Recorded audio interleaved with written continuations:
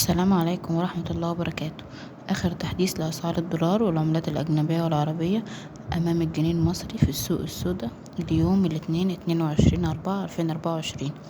سجل اليورو سعر الشراء 51 جنيه و38 قرش، سعر البيع 51 جنيه و73 قرش. سجل الجنيه الاسترليني سعر الشراء 59 جنيه و78 قرش، سعر البيع 60 جنيه و24 قرش. سجل الريال القطري سعر الشراء 12 جنيه و43 قرش، سعر البيع 13 جنيه و28 قرش.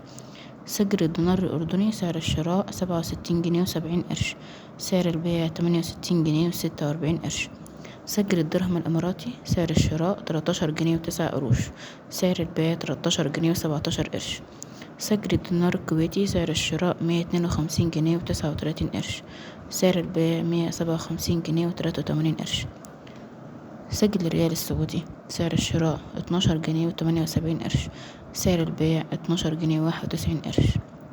سجل الدولار الأمريكي سعر الشراء 48 جنيه و30 قرش، سعر البيع 48 جنيه و50 قرش. شكرا لكم.